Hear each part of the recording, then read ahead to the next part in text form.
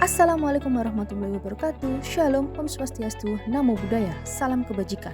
Perkenalkan saya Fathia Rizky Amalia dengan NDH 02 Jabatan Perancang Peraturan Perundang-undangan Ahli Pertama di instansi Sekretariat Daerah Kabupaten Blora. Pada kesempatan kali ini saya akan menyampaikan laporan aktualisasi dan habituasi nilai dasar kedudukan dan peran PNS untuk mendukung smart governance. Dengan judul Optimalisasi Sistem Keterbukaan Partisipasi Masyarakat melalui Media Andum Suara dalam Pembentukan Peraturan Daerah dan Peraturan Bupati di lingkungan Pemerintah Kabupaten Blora. Sekretariat Daerah mempunyai tugas membantu Bupati dalam menyusun kebijakan dan pengordinasian administratif terhadap pelaksanaan tugas perangkat daerah serta pelayanan administratif. Berdasarkan Permenpan Nomor 65 Tahun 2021 tentang Jabatan Fungsional Perancang Peraturan Perundang-undangan yang selanjutnya disebut Jabatan Fungsional Perancang adalah jabatan yang mempunyai tugas, tanggung jawab, wewenang, dan hak secara penuh oleh pejabat yang berwenang untuk melakukan kegiatan pembentukan peraturan perundang-undangan dan penyusunan instrumen hukum lainnya pada instansi pemerintah. Media Andum Suara hadir karena belum tersedianya wadah khusus untuk menjaring aspirasi masyarakat. Selama ini, partisipasi masyarakat memang sudah dilaksanakan melalui tatap muka secara langsung, namun cara tersebut belum efektif dan efisien. Hal ini dikarenakan kegiatan tatap muka membutuhkan biaya yang cukup besar serta tidak semua rancangan produk hukum dapat disampaikan melalui forum tatap muka. Oleh karena itu, Media Andum Suara menjadi inovasi yang diharapkan mampu menjawab tantangan tersebut dengan menyediakan sarana partisipasi masyarakat yang lebih terbuka, mudah diakses, dan hemat biaya dalam proses pembentukan peraturan daerah maupun peraturan bupati di lingkungan pemerintah Kabupaten Blora. Dalam mewujudkan Media Andum Suara dilakukan aktualisasi melalui 5 kegiatan, yaitu yang pertama melakukan identifikasi, kedua melakukan koordinasi, ketiga menyusun Media Andum Suara, keempat sosialisasi, dan yang kelima monitoring dan evaluasi. Kegiatan pertama yaitu melakukan identifikasi. Dengan tahapan pertama yaitu melakukan konsultasi dengan mentor untuk mengajukan rencana sistem media partisipasi masyarakat dalam pembentukan peraturan daerah dan peraturan bupati di lingkungan pemerintah Kabupaten Blora. Tahapan kedua yaitu melakukan studi literatur mengenai peraturan perundang-undangan terkait dengan partisipasi masyarakat dalam pembentukan produk hukum daerah.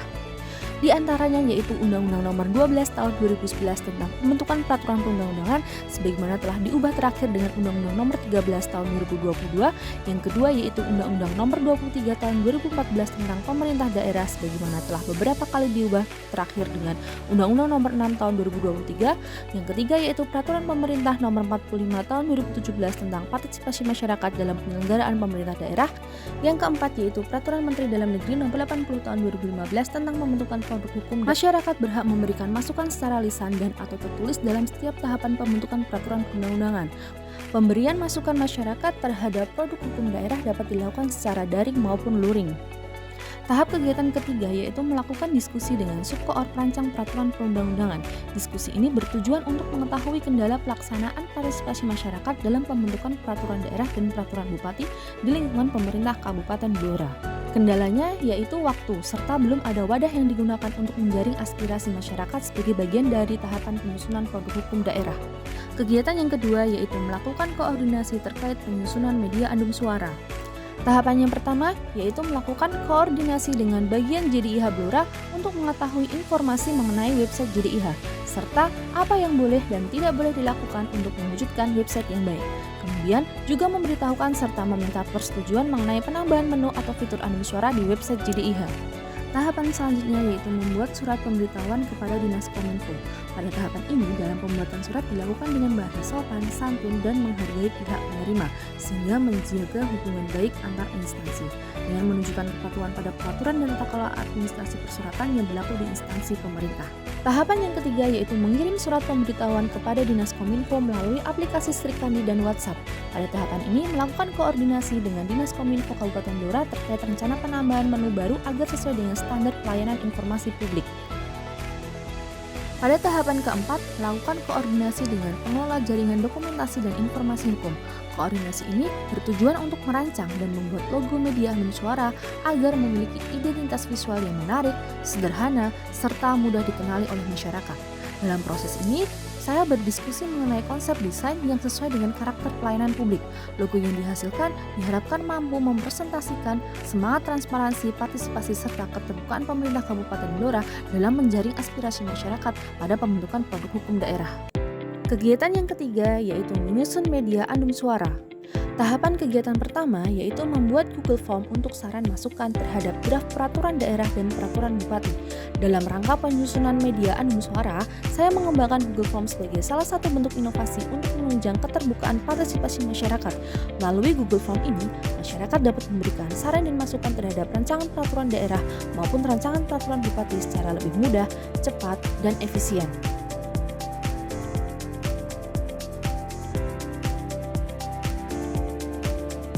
Pada tahapan kedua, saya membuat sistem informasi partisipasi masyarakat berupa mockup yang diberi nama Andum Suara.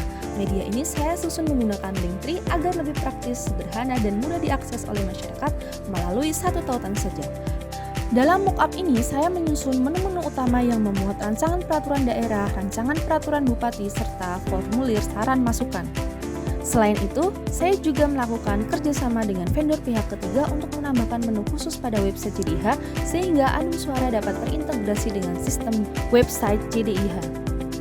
Tahapan kegiatan yang ketiga yaitu mengunggah file rancangan peraturan daerah dan peraturan bupati di website dan Google Drive. Sebagai bentuk orientasi pada pelayanan publik, saya mengunggah file rancangan peraturan daerah dan peraturan bupati ke dalam Google Drive yang dapat diakses oleh masyarakat terbuka. Langkah ini bertujuan untuk mempermudah masyarakat dalam memperoleh informasi mengenai proses pembentukan peraturan sehingga masyarakat dapat mengikuti perkembangan regulasi dan memberikan masukan secara lebih mudah, cepat, dan transparan. Pada tahapan yang keempat, saya melakukan konsultasi dengan mentor. Kegiatan ini saya lakukan untuk menyampaikan media anum suara yang telah saya susun sekaligus sebagai bentuk kepatuhan terhadap atasan. Konsultasi dengan mentor juga menjadi wujud pertanggungjawaban saya dalam melaksanakan perintah atasan serta untuk memperoleh arahan, masukan, dan evaluasi agar media yang telah disusun dapat lebih efektif, bermanfaat, dan sesuai dengan kebutuhan organisasi. Nah, untuk saran masukan itu bisa dalam bentuk file, Word atau PDF, juga saran masukan bisa dalam bentuk komentar saja juga bisa. Kegiatan keempat yaitu melakukan sosialisasi media anum suara. Dengan tahapan kegiatan yang pertama yaitu membuat poster. Dalam melaksanakan sosialisasi, saya menyusun konten mengenai penyebarluasan media anum suara yang mudah dipahami oleh masyarakat umum. Tahapan yang kedua yaitu penyebarluasan media anum suara. Pada tahapan kegiatan ini, saya bekerja sama dengan tim JDIH untuk melakukan penyebarluasan informasi di website serta media sosial yang bertujuan untuk meningkatkan akses masyarakat terhadap sistem partisipasi publik dalam pembentukan peraturan daerah dan peraturan bupati di lingkungan pemerintah Kabupaten Blora. Tahapan kegiatan yang ketiga yaitu pelaksanaan simulasi pengisian form oleh pegawai dan masyarakat terbatas. Saya melakukan uji coba sistem dengan melibatkan pegawai bagian hukum. Simulasi ini bertujuan untuk menguji kemudahan dan efektivitas media anum suara dalam menampung aspirasi masyarakat. Ya, nah ini bisa dilihat di sini kan banyak tuh. Nanti Pak Agus bisa untuk memberikan saran dan masukan terhadap rancangannya di sini. Nah, terus kembali lagi ke ini untuk saran dan masukan. Nah, udah. Jadi Pak Agus bisa mengisi gimana? Oke. Saran dan masukan ini. Bisa langsung juga. Ya. Kegiatan yang kelima yaitu monitoring dan evaluasi.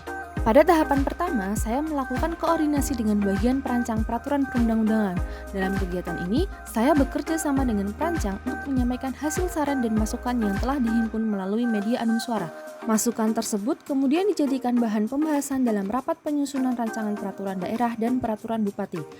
Selain itu, hasil yang diperoleh dari media anum suara dapat diakses oleh pegawai melalui Google Worksheet sehingga lebih mudah dipantau, didokumentasikan, serta digunakan dalam proses penyusunan kebijakan. Pada tahapan kedua, saya menyiapkan bahan monitoring dan evaluasi berupa kuesioner. Dalam kegiatan ini, saya mengembangkan kreativitas dengan memanfaatkan perangkat lunak Google Form sebagai media pengumpulan data.